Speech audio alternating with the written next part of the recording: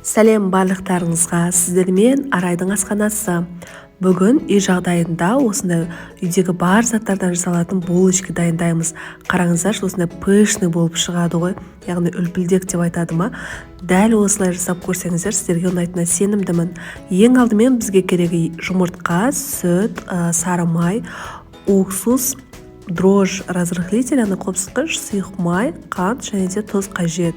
Алдымен ыдысымызға жылы сүтімізді құямыз. Одан соң бөлме температурасындағы жұмыртқамызды саламыз.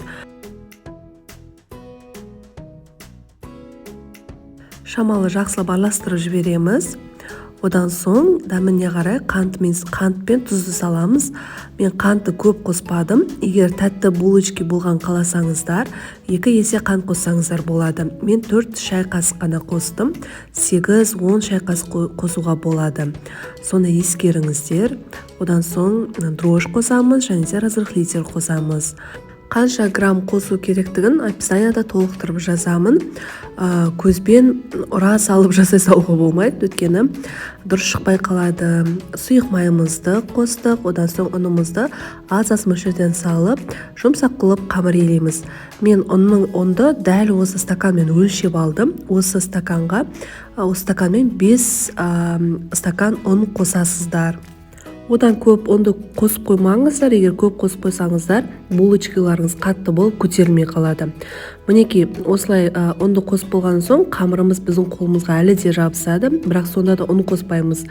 Булочканың үлпілдек болып шығуы осы уксустың қосқандарыңызға байланысты. 9% бір аз қасық уксус қосып жібердім. Сол кезде булочкаларыңыз үлпілдек күшті болып шығады. Одан соң бөлме температурасындағы сары майымызды қосып, жақсылап тағы да жұмсақ қылып қамыр елейміз. Енді ұн қоспайсыздар. Кішкене ғана қолымызға қамыр жабысады, оған мән бермеңіздер. Егер ұнды қоссаңыздар, тағы да айтам, булочкаларыңыз көтерілмей қалады, яғни үлпілдек болып шықпай қалады. Қаншалықты қолдарыңызға жабысса да, шамалы ғана енді май жаққан соң жабыса қоймайды.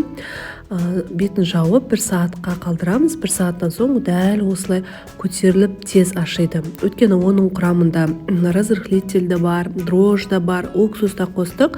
Сол үшін тез біздің қамырымыз осылай ашиды. Барлық булочкалар бірде болып шыққан қаласаңыздар, осындай таразының көмегімен өлшеп алсаңыздар болады. Әр булочка 115-120 граммнан өлшедім. Менде сол кезде 12 штук булочка шықты.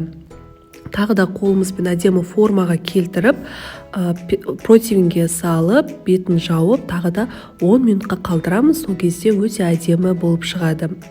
Оған дейін бетіне кішкене ғана сүт пен жұмыртқаның сарысын жақсылап араластырып аламыз. Тек жұмыртқаның сарысын жағуға болмайды, өйткені пісу барысында күйіп кетеді. 10 минуттан кейін тағы да өзінің көлемін үлкейтеді. Осы орайда пештеріңізді қыздырып қойыңыздар 180 градуста. Міндетті түрде қызып тұрған пеште пісіріп аламыз. Бетіне жағып шыққан соң макпен немесе күнжітпен әсемдеп шықсаңыздар болады. Алдымен 180 градуста 10 минуттай пісіріп аласыздар. Одан соң градусын 150-ге қойып, тағы да 15 минуттай пісіріп аласыздар. Сонда жалпы 25 минут уақыт кетеді. Мінекей біздің булочкаларымыз дайын болды. Қараңыздаршы, өте әдемі, өте дәмді, осындай үлпілдек болып шықты. Міндетті түрде жасап көріңіздер. Сіздерге ұнайтынына сенімдімін. Сіздермен бірге болған Арайдың асханасы.